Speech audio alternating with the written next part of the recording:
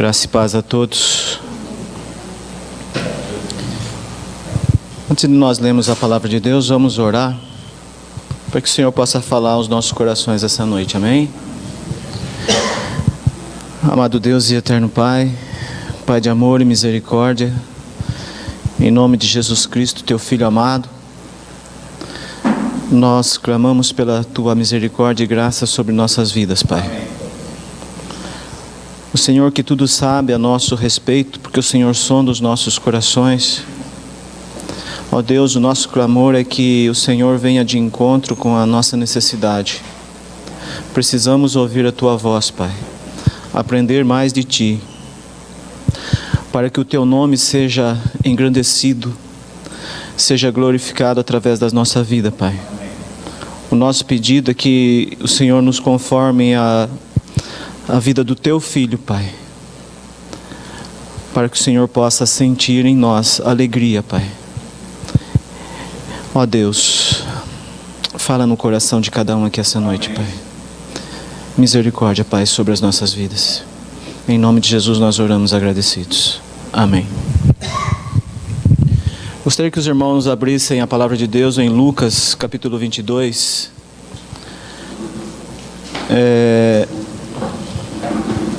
Eu sei que não é culto de ceia, mas a vontade é que fosse, porque a reunião de Santa Ceia é para ser, na vida do cristão, a principal, onde nós devemos olhar para a reunião de Santa Ceia como filhos de Deus, agradecidos pelo sacrifício do Filho de Deus ali na cruz. E algo me incomodou e tem me incomodado, porque no acampamento passado, no domingo, todo domingo é reunião de ceia lá, e eu cheguei atrasado. E no último domingo, no estudo aqui que a ceia foi servida, celebrada, também cheguei atrasado. Então de que maneira que nós estamos olhando para o sacrifício de Cristo? Como que nós temos nos portado diante de tão grande misericórdia e graça de Deus para conosco? É para nós pensarmos, repensarmos e rever a nossa situação, a nossa vida. Porque, irmãos, o mundo está vivendo um caos. Está à beira do caos. O mundo devagarinho está paralisando. E nós sabemos disso, do que está acontecendo. E a gente pode ver no rosto das pessoas, e principalmente daqueles que não têm esperança, não têm Cristo, o pavor, o medo, a incerteza do que vai acontecer. Mas nós somos filhos de Deus. Nós estamos resguardados pela palavra de Deus. Eu sempre gosto de citar João 17. Ali está a nossa esperança. Cristo orou por nós. Somos filhos de Deus. E nós temos amanhã, nós não temos que temer o que vai acontecer lá fora. Nós somos um povo separado por Deus. Mas a gente precisa rever as nossas atitudes, a nossa vida, como está sendo a nossa resposta à palavra de Deus. O quanto nós estamos valorizando aquilo que Deus tem dado para nós. E por isso nós vamos ler Lucas 22, no versículo 7 em diante, e a palavra de Deus diz assim: Chegou o dia da festa dos pães asmos, em que importava comemorar a Páscoa. Jesus, pois, enviou Pedro e João, dizendo: Ide preparar-nos a Páscoa para que a comamos. Eles lhe perguntaram: Onde queres que a preparemos? Então lhes explicou Jesus: Ao entrardes na cidade, encontrareis um homem com um cântaro de água. Segui-o até a casa em que ele entrar, e dizei ao dono da casa: O mestre manda perguntar-te: onde é o aposento no qual hei de comer a Páscoa com os meus discípulos? Ele vos mostrará um espaçoso cenáculo mobiliado, ali fazei os preparativos. E indo, tudo encontraram como Jesus lhes dissera, e prepararam a Páscoa. Chegada a hora, pôs-se Jesus à mesa e com ele os apóstolos, e disse-lhes: tenho desejado ansiosamente comer convosco esta Páscoa, antes do meu sofrimento. Pois vos digo que nunca mais comerei até que ela se cumpra no reino de Deus. E tomando o cálice, havendo dado graças, disse: recebei e reparti entre vós. Pois vos digo que de agora em diante não mais beberei do fruto da videira até que venha o reino de Deus. E tomando um pão, tendo dado graças, o partiu-lhes e lhes deu, dizendo: isto é o meu corpo oferecido por vós, fazei isto em memória de mim. Semelhantemente, depois de cear, tomou o cálice, dizendo: este é o cálice da nova aliança no meu sangue, derramado em favor de vós. Até aqui. Nós vemos aqui, irmãos, que Jesus está vivendo ali neste momento. Era o momento de celebrar a Páscoa e a festa dos pães asmos, ou pães ázimos, como queira, também é chegado.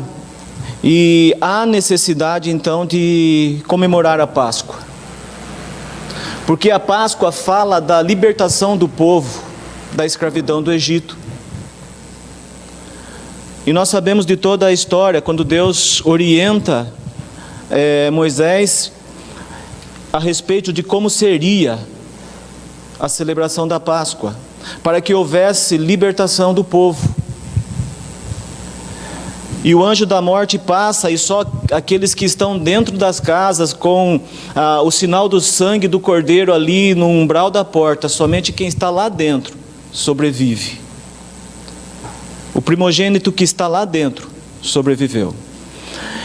E a Páscoa então é a festa da comemoração da libertação do povo da escravidão do Egito. E a festa dos pães asmos era justamente em agradecimento a essa libertação. Então, por isso que importava comemorar a Páscoa, porque sem Páscoa não há pães asmos. Não tem o que agradecer se não houver o sacrifício. Então, tudo está preparado e Jesus está à mesa com os seus discípulos. Eles estão comemorando a Páscoa. Mas no versículo 16, Jesus, ele diz para os seus discípulos: pois vos digo que nunca mais a comerei até que ela se cumpra no reino de Deus. E também no versículo 17, tomando o cálice, havendo dado graças, recebei e reparti entre vós. Na celebração da Páscoa, o vinho era servido primeiro, mas na celebração da ceia, Jesus inverte. Primeiro é o corpo moído, o pão ali repartido e distribuído entre os discípulos, e depois sim, o vinho, o sangue de Jesus derramado ali na cruz do Calvário. Mas aqui Jesus faz um pacto com a igreja.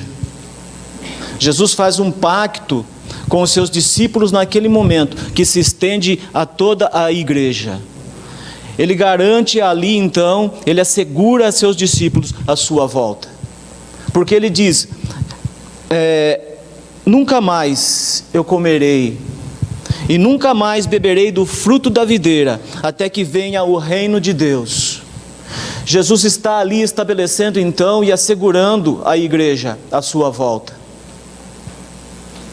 Por isso, irmãos, que nós temos que olhar para nós e perceber que nós somos filhos de Deus, escolhidos por Deus, chamados por Deus, separados por Deus, e que o nosso Jesus, aquele que foi crucificado e ressuscitado, ele voltará sim para buscar aqueles que são seus.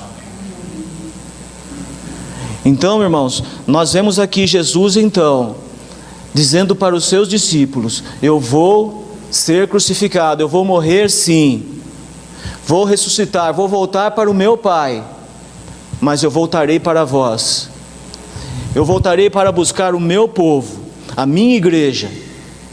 E nós devemos estar com a nossa atenção voltada para isso, para o nosso Senhor e Salvador Jesus Cristo, porque o mundo está atônito, o mundo está tenso, o mundo está voltado a atenção para o que está acontecendo, e pasmem, sempre houve algo acontecendo no mundo para tirar a atenção do homem da presença de Deus.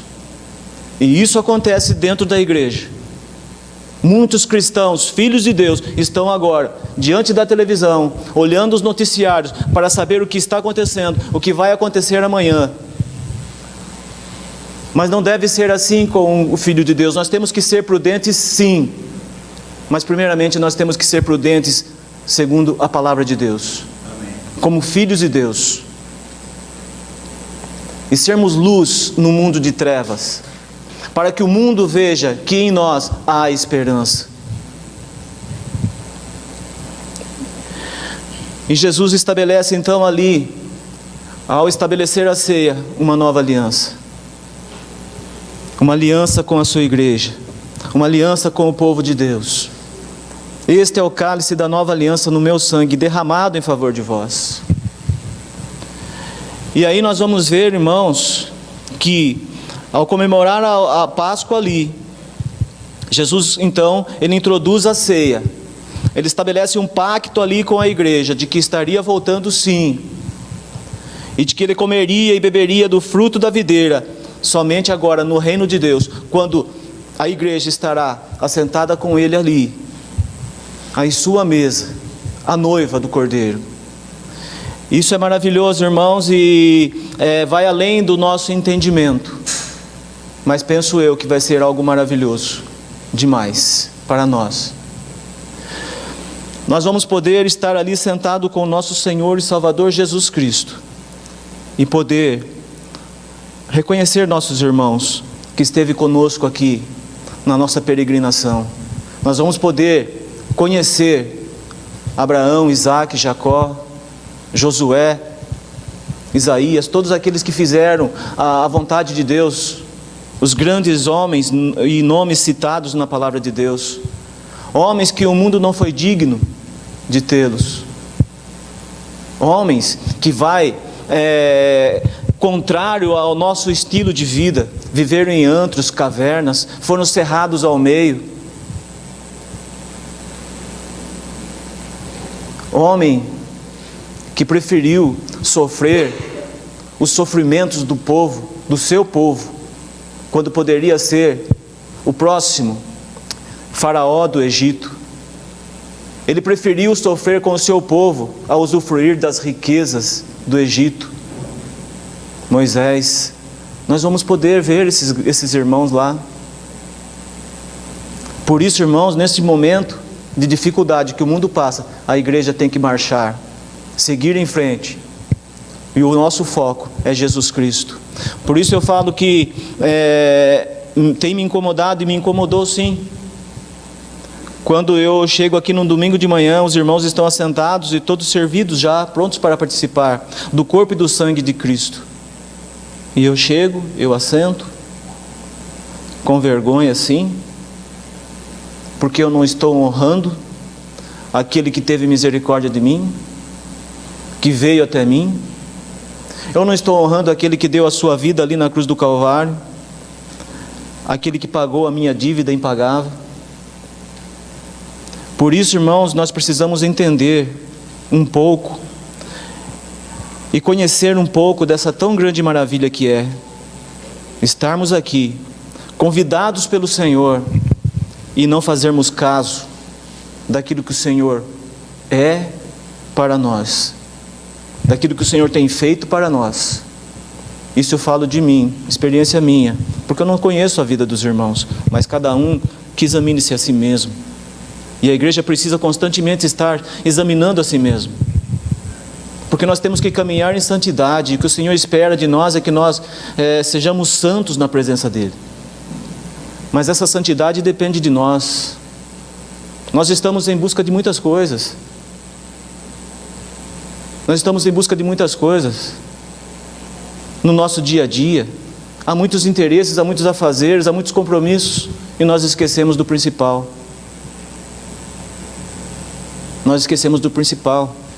Nós não ouvimos hoje a televisão, o noticiário falar que a esperança, que não estão preocupados com a bolsa de valores, estão preocupados com o que vai acontecer, as pessoas que vão morrer, que vão sofrer, eles estão preocupados com tudo isso.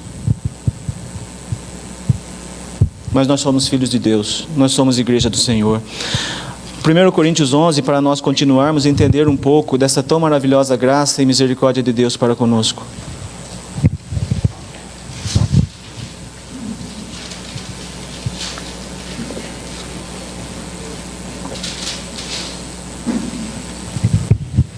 Primeiro Coríntios 11, nós vamos ler aqui no versículo 23, porque eu recebi do Senhor o que também vos entreguei, que o Senhor Jesus, na noite em que foi traído, tomou o pão e, tendo dado graças, o partiu e disse: Isso é o meu corpo que é dado por vós, fazei isso em memória de mim. Por semelhante modo, depois de haver ceado, tomou também o cálice, dizendo: Este cálice é a nova aliança no meu sangue, fazei isso todas as vezes que beberdes em memória de mim. E o primeiro propósito, irmãos, da ceia do Senhor é nós trazermos à memória o sacrifício de Cristo. Porque o próprio Jesus aqui, através de Paulo, e Paulo está orientando a igreja de Corinto, está tudo desorganizado ali, nada é conforme a palavra de Deus, cada um para si, quem tem mais come mais, quem tem menos passa fome. Isso não é o que Deus espera da igreja. E Paulo está colocando em ordem aqui, e no versículo 22, Paulo está repreendendo e diz: Nisto certamente não vos louvo. Isso que vocês estão fazendo, eu não vos louvo por isso que vocês estão fazendo. Vocês estão errados, vocês estão fora da palavra de Deus, vocês estão vivendo aleatoriamente, conforme o ego de vocês, conforme a posse que vocês têm. Aquele que tem mais vive de acordo com aquilo que tem, mas aquele que tem menos passa fome. E vocês não se importam com isso. A orientação de Paulo é: se vocês querem comer, coma nas suas casas. E Paulo diz: nisso eu não vos louvo. E Paulo diz: por quê? Porque eu recebi do Senhor e entreguei para vocês exatamente aquilo que eu recebi. Nada foi acrescentado e nada foi tirado. Vocês foram orientados.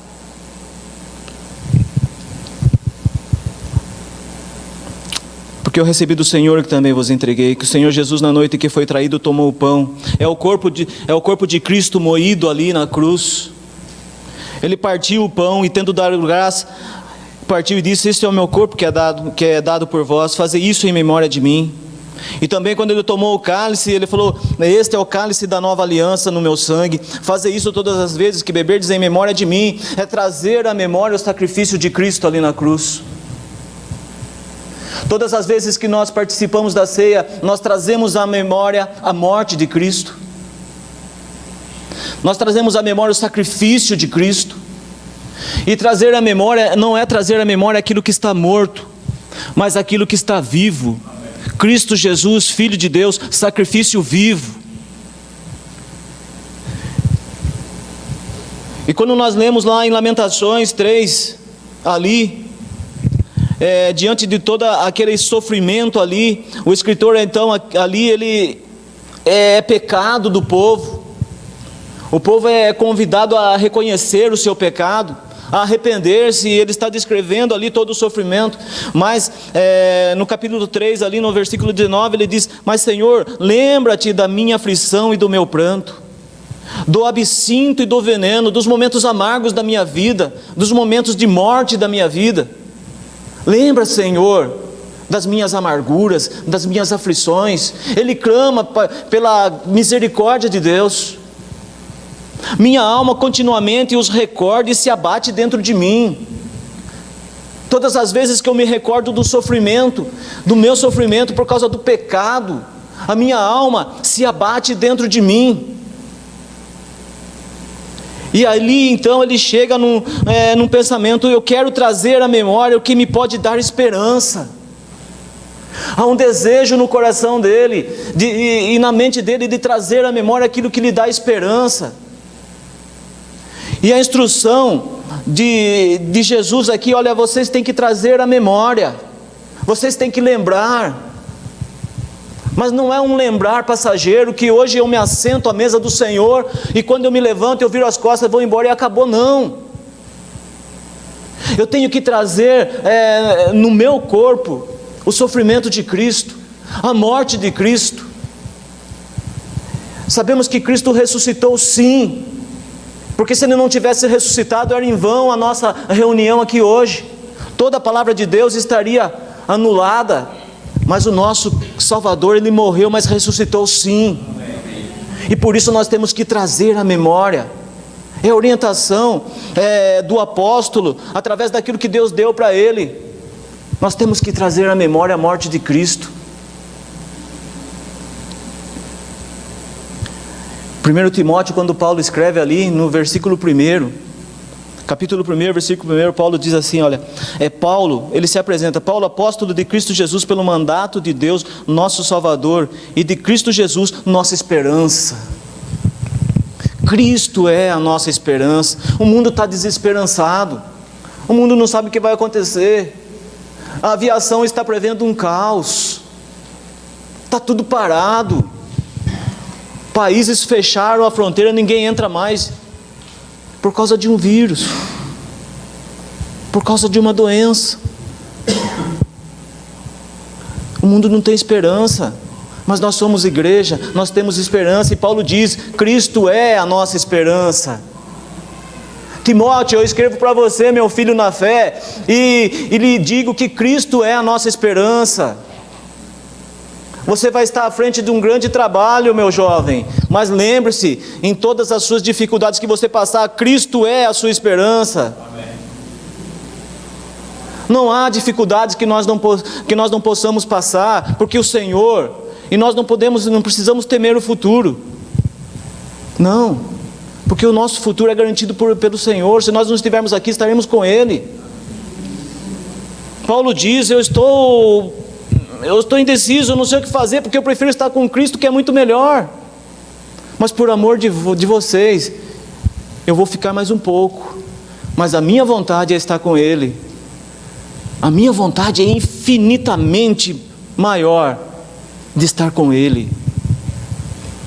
Por isso que a igreja não precisa ter medo, é caminhar, nosso foco é Cristo, marchar, vamos em frente. O mundo está parando, mas a igreja não para. A igreja é o corpo de Cristo na terra.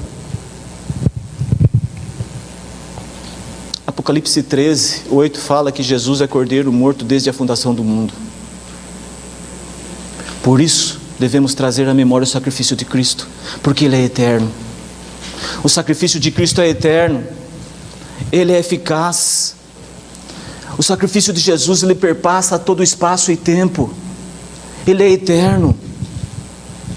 Por toda a eternidade o Senhor herdou as marcas dos cravos em suas mãos, nos seus pés, o furo da lança no seu lado que transpassou o nosso Senhor ali na cruz. Nós vamos poder ver, nós vamos poder tocar, não por dúvida, como foi Tomé, mas por agradecimento. E poder dizer para Ele que nós não fomos em momento algum, nessa vida aqui passageira e peregrinos, nós não fomos em momento algum merecedores do sacrifício dEle. Por isso o sacrifício de Cristo na cruz, ele é pleno, absoluto e eterno. Amém. E todas as vezes que nós assentamos em volta da mesa do Senhor e participamos da mesa do Senhor, anunciando a morte do Senhor, é como se o sacrifício de Cristo estivesse acontecendo nesse exato momento. Por isso, se trazer a memória tem que ser na nossa vida constante, todos os instantes, e deve estar acima dos nossos interesses financeiros, do nosso trabalho, da nossa família, tem que estar acima de tudo. Cristo tem que ser na nossa vida primazia, porque o sacrifício dele na cruz é eterno, é